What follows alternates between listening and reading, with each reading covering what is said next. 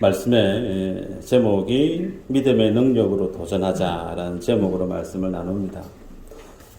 새벽 늦게까지 송구영신 예배를 드리고 양 목사는 조금 걱정했더랬어요. 왜 걱정했었느냐면 너무 힘들어가지고 주일날 예배 못 오시는 분 생기면 어떡하나. 딱 한 분이 걱정이 됐어요. 한 분이. 근데 그분이 지금 와 계세요. 누군지 이제 말씀 안 드리는데 제가 얼마나 기쁜지 몰라요. 그분은 남자분이에요. 남자분. 나중에 제가 친해지면 같이 식사하는 시간이 있기를 꼭 바라는데요. 올해 새 이름이 계묘년이라고 하죠. 검은 토끼의 해, 그렇게 풀이가 되는데요. 많은 사람들이 새해가 되어지면 서울 경기권에 있는 지방에 있는 사람도 마찬가지지만 정동진 운전을 해서 기차로 그곳에서 아침 해가 뜨는 것을 보고 이렇게 소원을 빌지 않습니까? 해보신 적 있으시죠? 없나요? 다 모태신앙이시구나. 많은 분들이 그래요. 신년 벽두가 되어지면 떠오르는 태양을 보면서 소원을 간절하게 빌죠. 한 해가 잘 되었으면 좋겠다라고 하는 그런 마음으로. 그런데 우리는 압니다. 떠오르는 태양을 향해서 마음을 진정성을 간절히 담아서 소원을 빈다고 해도 그 태양이 과연 내 소원을 이뤄줄 수 있는 능력이 있는가? 없죠. 그런 측면에서 보면 오늘 예배에 나온 여러분들은 정말 훌륭한 선택을 하셨어요. 왜냐하면 그 어떤 신통한 점쟁이보다 행복해질 수 있는 행복해질 수 있는 비밀을 오늘 제가 여러분에게 알려드릴 거기 때문에 그래요. 오늘 말씀의 제목이 믿음의 능력으로 도전하자인데 말 그대로예요.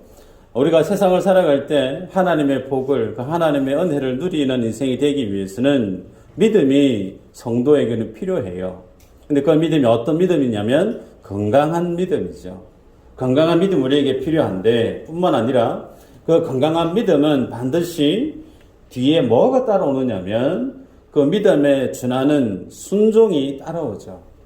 그래서 성도의 삶의 행복은 무엇에 대한 결과물이냐면 하나님의 말씀에 대한 나의 믿음이 나의 마음과 행동으로 결합되어져 있는 순종의 결과물입니다. 아멘이죠?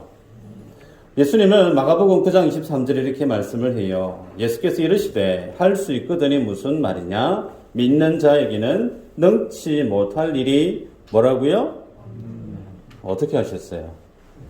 믿는 자에게는 능치 못할 일이 없다. 능치 못할 일이 없는 사람, 그 사람은 어떤 사람이냐면 하나님을 신뢰하는 믿음을 지닌 사람. 그래서 인생의 행복의 마스터키는 돈이 아니에요. 인생의 마스터키는 인맥, 무슨 연줄 그런 거 아니에요.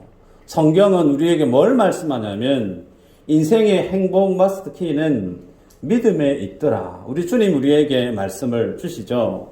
그러면 오늘 본문을 보면서 누가 어떤 사람이 이러한 믿음을 부여잡을 수 있는지 뿐만 아니라 그 믿음의 능력을 지닌 사람은 어떻게 세상을 이겨낼 수 있는지를 오늘 본문의 말씀을 통해 잠시 보도록 하겠습니다.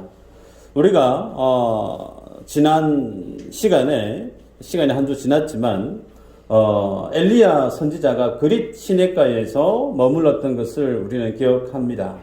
시간이 지나고 나서 하나님의 가뭄이 계속해서 지속되어지다 보니 그릿 시냇가에도 물이 말라버리죠. 그러자 하나님이 이제 엘리야 선지자를 다른 곳으로 이동을 시킵니다. 그것이 어디냐면 시돈 땅, 시돈이라고 하는 나라의 사르밧이라고 하는 지역으로 하나님이 엘리야에게 이제 거기 가라. 글로 보내요. 근데 거기에 가서 누구를 만나게 하느냐면 이름도 성도 없습니다. 그냥 사르밧 과부라고 되어져 있죠.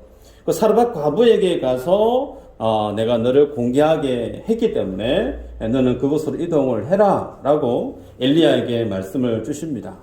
자, 여기에서 우리가 이제 궁금해야 될 내용들이 있습니다. 첫 번째는 왜 하나님이 그릿 시내가에 있던 엘리야를 시돈 땅으로 보내게 하셨을까? 여러분, 시돈이라고 하는 나라는 북이스라엘의 아합 왕의 와이프가 이세벨이죠. 그 이세벨의 나라가 시돈이에요.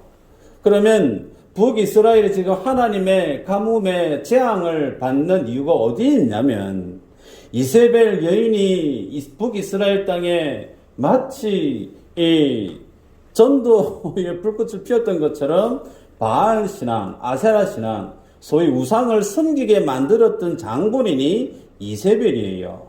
그러면 하나님이 왜 엘리야를 바알의 신앙에, 아세라 신앙의 본거지인 그 시돈, 소위 영적 전쟁을 선포했던 적국의 나라, 그 본거지로 하나님이 보내셨을까 하는 거죠. 두 번째는, 그러면 보내긴 보냈는데 그곳에서 만나는 사람이 누구냐면 과부집이에요. 하나님이 양 목사에게 네 어디 통장 누구 집에, 그 과부집에 가서 너 좀 있어라. 순종하기 쉬울까? 예, 과부래요. 건강한 남편이 있는 그런 가정도 아니고 과부집으로 보내요. 더 중요한 것은요, 그 과부집이 사르밧 그 여인의 과부집이 상당히 부유하거나 물질적으로 뭐 풍성하고 넉넉함이 있는 그런 집이면 또 납득이 돼요. 근데 그렇지가 않습니다. 가서 오늘 우리가 읽었던 본문 너무나 잘 아시는 본문이니까 아시겠지만, 가서 만나봤는데 과부집의 상황이 말이 아닌 거예요. 너무 가난합니다. 먹거리가 없어요. 정말 속된 표현을 쓰면 지지직도 가난한 거죠. 그런 가난한 집에 왜 하나님이 보내셨을까? 이 큰 두 가지 질문이 오늘 우리에게 톡하니 놓여지죠. 그 질문에 대한 답을 제가 드려야 되겠죠. 하나님이 많고 많은 지역에 왜 바알 신앙의 본거지인 그 시돈 땅으로 엘리야를 보냈느냐면, 여러분, 이스라엘 백성들이 농경 사회로 바뀌어지면서 그들 마음속에 가장 첫 번째로 자리했던 것이 뭐냐면, 나 좀 풍성하게 좀 살았으면 좋겠다. 내가 씨만 뿌리면 열매가 막 팍 열려가지고 좀 부유한 삶을 좀 살았으면 좋겠다. 그런 욕심이 있는 거죠. 그 욕심의 발로에 형상화되어진 것이 뭐죠? 바알 신앙이죠. 그래서 풍성한 삶에 대한 로망으로 만들어져 있는, 투영되어 있는 것이 바알 신앙인데, 하나님이 그 풍요의 본거지인 그곳으로 주님이 보내요. 그곳에 보내서 많은 사람들 앞에 보여줍니다. 뭘요? 인생이 정말 풍요롭게 살아가게 되어지는 풍성한 삶의 키는, 그 주인은 누구냐? 바알이 아니고 여호와 하나님이라는 사실을 엘리야를 통해서 밝히 보여주는 겁니다. 두 번째는, 가면 좀 부유한 집이거나 넉넉한 집에 가면 되는데 왜 가난한 여인의 집에 보냈느냐? 여러분, 이 여인은 이방 여인 아닙니까? 이 여인에게는 율법도 없어요. 하나님의 복음에 대해서 아는 지식도 없습니다. 제사장도 없단 말이에요. 그런데 이 여인이 오늘 읽었던 본문 마지막에 가게 되어지면 하나님의 복을 누리게 되어지죠. 뭘 보여줄까요? 이스라엘 백성들에 대한 그들의 믿음 없음을 폭로하고 있는 거예요. 이스라엘 백성들에게는 율법도 있어요. 제사장도 있습니다. 레위인도 있어요. 모든 것이 다 구비되어져 있는 북이스라엘, 하나님의 복을 받아 누려도 넘치게 받아 누릴 수 있는 그들이 지금 극심한 가뭄에 내몰려 있는 그 이유가 어디에 있느냐면, 이 시돈 땅 사르밧 과부의 인생을 통해서 폭로하는 거예요. 이 여인에게는 아무것도 없는데, 아무것도 보장된 것이 없는데, 그럼에도 불구하고 이 여인이 하나님 은혜를 누리고 있다. 하나님의 말씀이 임하자 그 말씀 붙들고 아무런 지식도 율법도 제사장 아무것도 없는 거지만 오직 그 하나님의 은혜 하나에 붙들려서 풍성한 삶을 사는 이 여인, 여기에 비해서 북이스라엘 너희들은 얼마나 잘못된 삶을 살고 있느냐. 그들의 불신앙에 대한 모습을 하나님이 이 여인을 빗대서 폭로, 고발하듯 말씀하고 있다는 거죠. 여러분, 그러면 여기에서 이제 세 번째 궁금한 게 있어요. 하나님이 엘리야에게 시돈 땅 사르밧 과부에게 가라 그렇게 말씀을 했는데, 예를 들어서요, 하나님이 저에게 통영 땅에 가서 김집사 만나라, 예를 그렇게 했다 치십시다. 어디 가서 만나야 되죠? 김집사님이 한두 명일까요? 통영 땅에? 콕 집어서 저기 미수제일교회 안에 나이가 30대쯤 될 만한 그런 김집사 만나라. 그러면, 선택지가 확 줄어드니까 찾아가기 쉽잖아요. 오늘 본문에 보면 없습니다.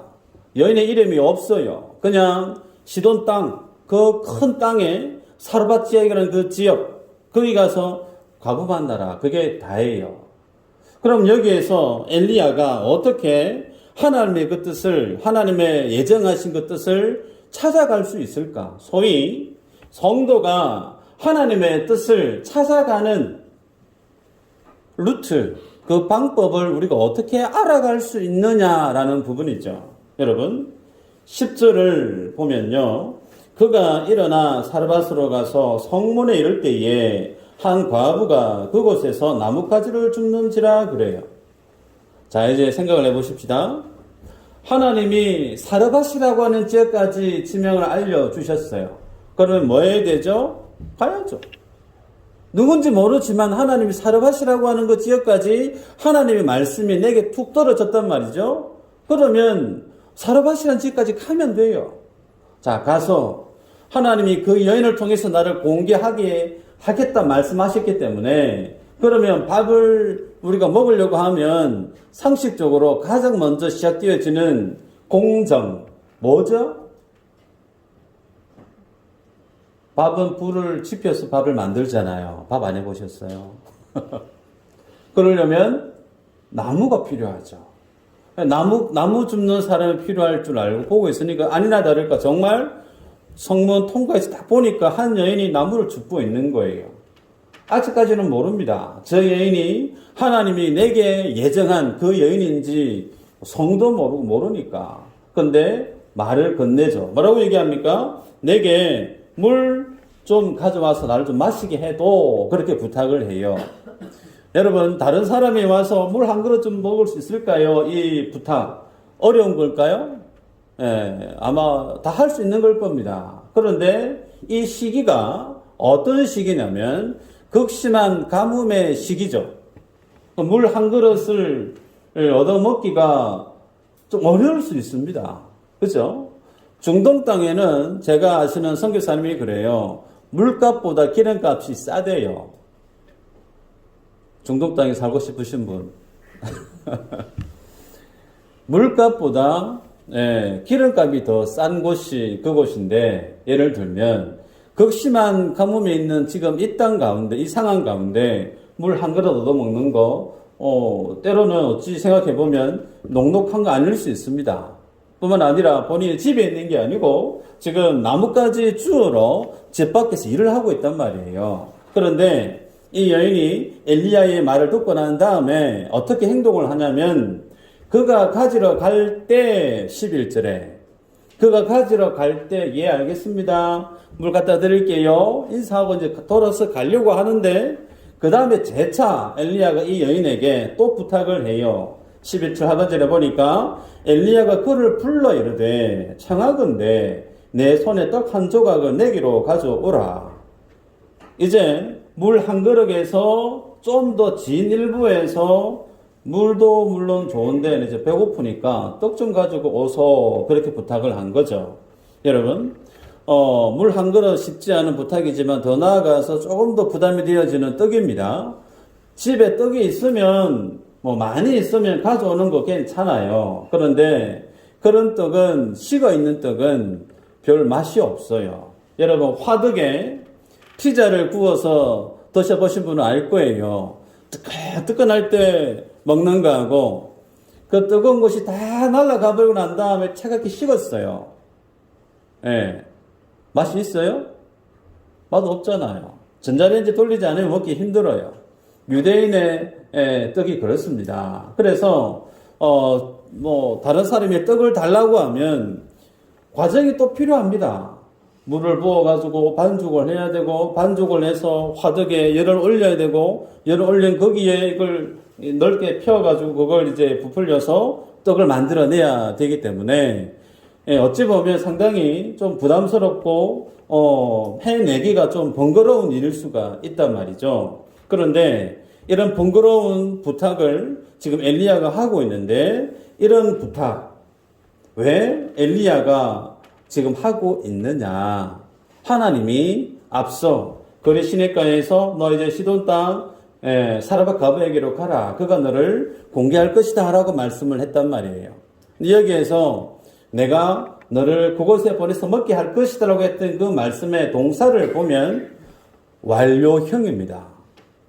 이게 중요해요. 이게 뭐냐면 하나님이 이미 엘리야 네가 시돈 땅 사라밧 가부에게 가서 먹고 생활할 수 있게끔 나 여호와 하나님이 모든 것을 다 완성해 놨다라는 거예요. 네가 가면 하게 될 거야. 추측성이 아니고요. 전능하신 하나님이 이미 모든 플랜을 완벽하게 짜놨다는 거예요. 그 메시지를 엘리야는 이미 숙지하고 거리 시내가에서 사르밧까지 왔기 때문에 이 여인이 듣기에 좀 부담이 되어지는 말일 수 있음에도 불구하고 물에서 이제 떡 달라고 얘기를 하는 것을 우리가 볼 수가 있습니다. 여러분, 이 과정을 통해서 만약에 이 여인이 물을 가져오고 떡을 가져오게 되어지면 이 여인이 어떤 사람이죠? 하나님이 만나게 했던 여인이 맞는 거예요. 여러분, 우리가 하나님의 뜻을 찾아가는 방법 다양하게 우리가 이해할 수 있고 생각할 수 있겠지만 오늘 본문에서 한 가지예요. 하나님의 뜻을 성도가 알아갈 수 있는 첫 번째 원칙은 하나님이 내게 주시는 말씀의 그 위치까지 뭐 해야 되는 거예요? 가면 돼요. 하나님이 내게 말씀하시는 그곳까지 내가 순종하면 됩니다. 그러면 그 사람에서 가서 누구 만나야 돼요? 그러면 그곳에 가서 물어보면 돼요. 하나님이 아브라함에게 찾아옵니다. 창세기 12장에 내가 내게 지시할 땅으로 가라 그렇게 말씀을 했어요. 그 지시할 땅 정확하게 가나안 땅 어디라고 명확치 않았습니다. 그러면 그 말씀을 맡은 아브라함이 어떻게 해야 되죠? 가장 먼저 해야 될 순종의 첫 번째 순서가 내 본토 친척 아비의 집을 떠나면 되는 거예요. 하나님은 우리의 인생을 그렇게 스텝 바이 스텝 순서적으로 하나님의 말씀이 있는 그곳까지 일단 내가 순종하기를 원하세요. 순종하고 나면 말씀의 그 자리에 내가 우두커니 서 있을 수만 있으면 그 다음에 순서는 또 하나님이 길을 열어주신다는 거예요. 여러분이 2023년 한 해 살아가시는 동안에 하나님의 선하신 뜻이 내게 어디 있을까 상당히 고민스럽고 궁금하실 수도 있을 텐데 그러면 그 하나님의 말씀이 내게 떨어지는 그 지역, 그 곳까지 여러분이 순종하시면 됩니다. 그 다음에 문제는 또 하나님께 여쭈면 돼요. 여러분 오늘 본문에서 이 순종을 요구하는 이 여인에 대해서 엘리야의 요청에 대해서 이 여인의 반응이 소개됩니다. 12절인데요.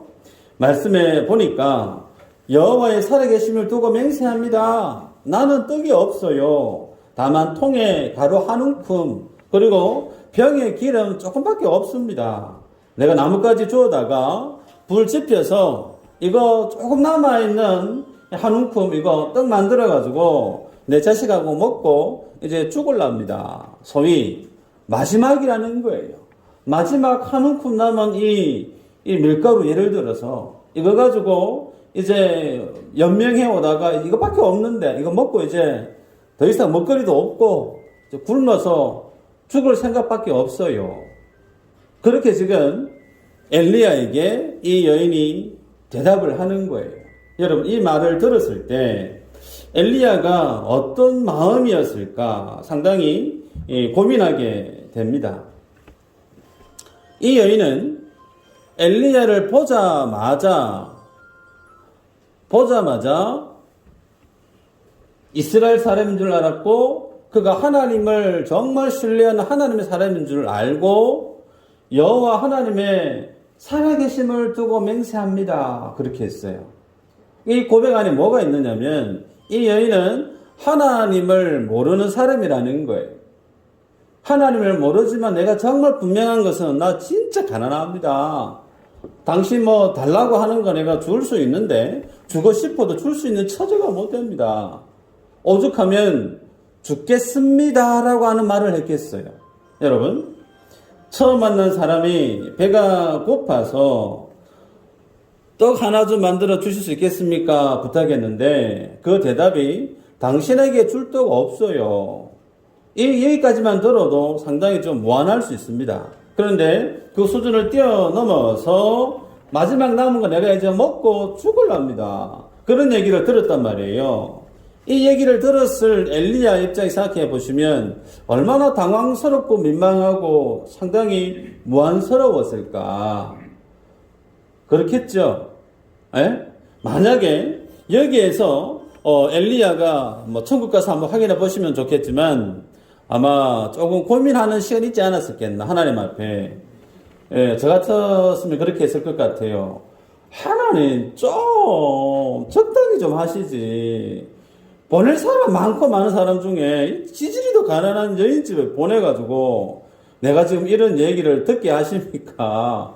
많고 많은 사람 중에 왜 유독 이 가난한 여인에게 와가지고 마지막 나는 거 먹고 이제 죽으려고 하는 사람 만나서 이렇게 수모를 당하게 합니까? 한국말에 벼룩에 간을 빼먹으라. 그런 말 있잖아요. 그죠? 지금 그 상황인 거예요. 예? 여러분 입장이라면, 만약에 이런 상황이라면 어떤 믿음의 텐션을 취하시겠습니까? 내 마음이 편하려고 하면, 예, 알겠습니다. 내가 너무 염치 없는 부탁을 했네요. 죄송합니다. 네. 하고 인사하고 돌아가시든지, 아니면 그 여인의 상황을 들어보니까 너무 딱해가지고, 그러냐고, 잠시만요. 해가지고 이제 지갑을 열어서 이거라도 얼마 없지만 이거라도 가지고 가서 자녀분하고 맛있는 거 사드시고 힘을 내시라고. 심지어 지갑 안에 돈이 없다 그러면 알겠는데, 그래도 불구하고 내가 너무 배가 고프니까 떡 하나 만들어 가지고 3분의 2는 두 분 드시고 조금만 주시면 안 될까요? 좀 면이 안 서지만. 근데요, 어떤 얘기를 하더라도 상당히 지금 엘리야 입장에서는 난처합니다. 그죠? 그런데 이런 난처한 상황 가운데 엘리야가 뭐라고 얘기합니까? 강한 어조로 얘기합니다. 먼저 나로 하여금 내게로 가져와서 먹게 해달라. 여러분, 목회자가 성도 가난한 집에 가서 밥 한 끼 좀 사십시오 라고 얘기하는데, 성도가 지금 카드값도 밀렸고 애들 뭐 뒷바라지 한도 돈도 없고 목사님 다음에 오시면 안 돼요 그랬는데, 예를 들어서 양 목사가 안 됩니다. 빌려서도 지금 밥을 좀 해내야 됩니다 라고 하면, 사랑이 많으신 미수절기 성도님들은 예 하고 하실 수도 있겠지만 다른 분들은 얼마나 그 마음이 어렵겠어요, 속으로. 그런데 그런 얘기를 지금 엘리야가 하고 있습니다. 내게 먼저 나로 하여금 먼저 먹게 해라 라고 엘리야가 강하게 이 여인에게 먹거리에 대해서 강조하고 있는 걸 보게 돼요. 여러분, 이렇게 부담되는 말들을 쏟아내는 이유가 있습니다. 이제 그 이유가 뭔지를 찾아볼까요? 우리 14절 한번 읽어볼까요? 14절 읽어보십시다. 시작.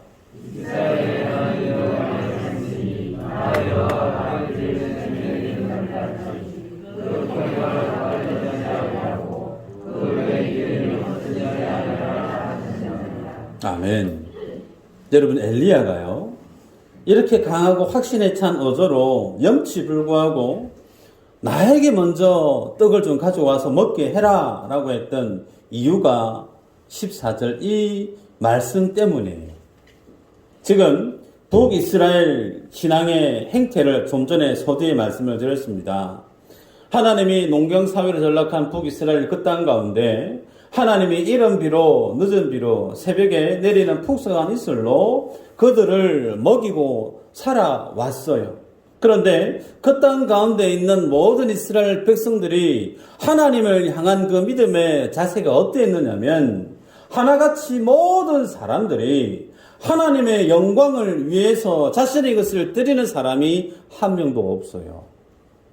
모든 사람들이 하나같이 어디에 집중해 있느냐면 내 행복, 내 기쁨, 내 만족을 위해서 심지어 조상들이 섬겨왔던 그 하나님도 등 뒤로 던져버리고 여호와 하나님의 신앙이 아닌 바알 신앙으로 변질되어져 버렸던 북이스라엘의 영적인 그 상황, 그것을 지금 이 여인을 통해서 반전시키고 있는 것을 성경이 우리에게 보여줍니다.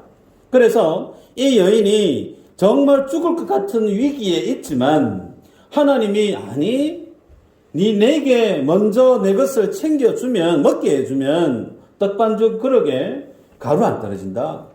기름병에 그 기름 절대 마를 일 없다. 주님이 이 여인에게 하나님의 말씀을 주시자 이 여인의 반응이요. 그가 가서 엘리야의 말대로 하였더니 15절에 그와 엘리야가 그의 식구가 여러 날 먹었으나 떡과 기름이 없어지지 않았다. 결론이에요. 여러분, 언제까지 떡과 기름이 마르지 않았을까요? 이 엘리야를 만났던 시간을 정확하게 잘 모르지만 3년은 훌쩍 지나지 않았을까. 다른 사람들은 먹거리 때문에 힘들어서 고생했는데 엘리야를 만나서 정말 남아있을 그 한 움큼의 그 가루를 하나님의 사람에게 공개했을 때 3년 6개월 동안 먹거리 때문에 고민하지 않아도 되는 놀라운 복을 경험했다는 내용이 오늘 우리 본문의 줄거리죠. 그러면 이 본문의 내용이 우리에게 주는 교훈이 있어요. 그 교훈이 뭐냐면 믿음의 우선순위, 인생의 우선순위, 믿음의 질서를 바로 세우라는 겁니다. 여러분, 오늘 본문에서 주님이 우리에게 주는 가장 분명한 교훈이 성도가 세상을 살아갈 때 인생의 우선순위 문제를 하나님 앞에 바르게 세우지 않으면 하나님의 복, 그 하나님의 영광을 경험하는 인생이 되기 어렵다라고 우리에게 도전을 합니다. 여러분, 이 여인은요, 하나님을 아는 지식도 없습니다. 율법도 없어요. 더욱이 본인 앞에 서 있는 엘리야에게 뭔가를 열심히 섬겨야 되는 의무 있나요? 아무 상관이 없어요. 그럼에도 불구하고 오늘 엘리야 선지자는 이 여인에게 강력하게 마지막 남은 그거 너희들 먹지 말고 나부터 먹게 좀 해라 라고 얘기를 합니다. 먹고 죽으려고 하는 그 마지막 끼니, 그것은 여러분 뭐죠? 그냥 단순히 떡이 아니에요. 생명입니다. 생명. 그 생명이 누구의 생명과 결부되어져 있죠? 자식이에요. 여러분, 내 자식에게 마지막 남아있는 걸 먹이려고 하는 그것은 단순히 빵 하나가 아니죠. 그 빵이 곧 뭐와 동일한 가치입니까? 생명이에요. 내 자식의 생명 더하기 자신의 생명도 같이 그 떡 안에 포함되어져 있는 것 아닙니까? 그래서 이 떡이 곧 내 생명과 내 자녀의 생명이 같이 묶여져 있는 이 떡인데 하나님은 그것을 반전을 시켜서 그거 생명의 떡 아니야.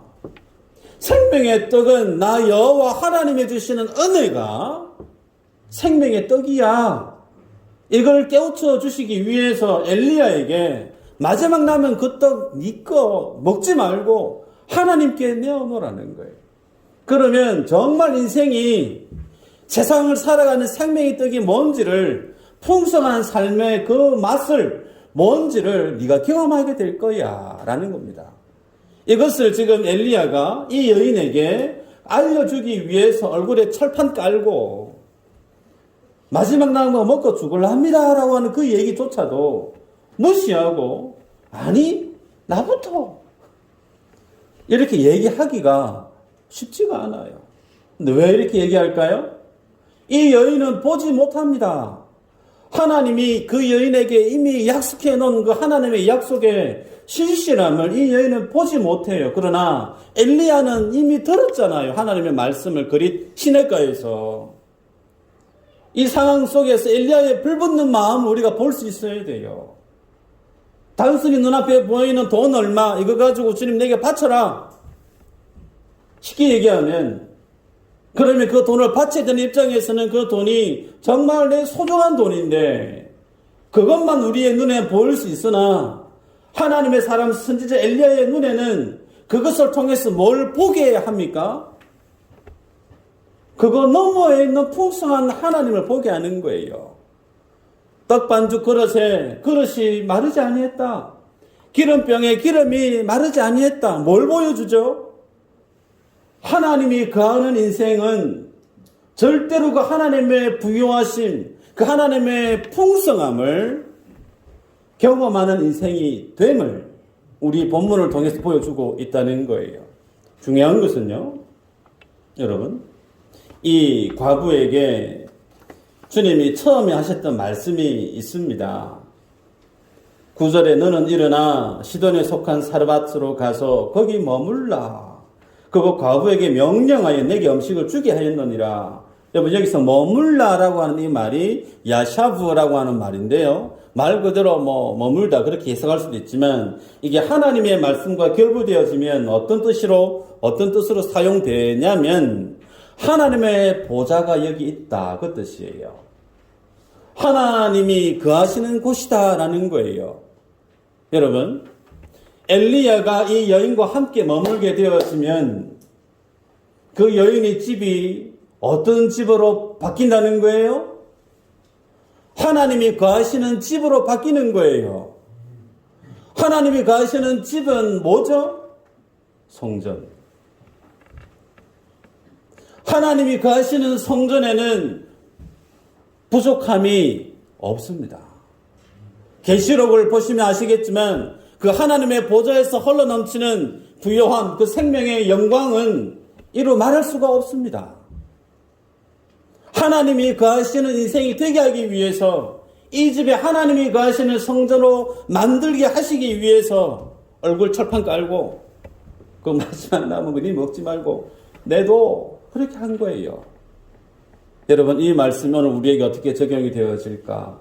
목회하는 저는요, 여러분이 이 여인이 보지 못했던, 그리고 엘리야가 보고 있는 이 하나님을 향해 눈을 뜰 수 있는 믿음의 세상으로 이 세상을 살아갈 수 있는 그 믿음의 어떤 접촉점을 좀 가질 수 있으면 얼마나 좋을까, 그런 마음이 있습니다. 오늘 새벽에 송영신 예배 드릴 때 제가 화가 난다라는 표현을 한번 썼던 적이 있어요. 어느 성도님이 왜 화가 났어요? 여쭤봐요.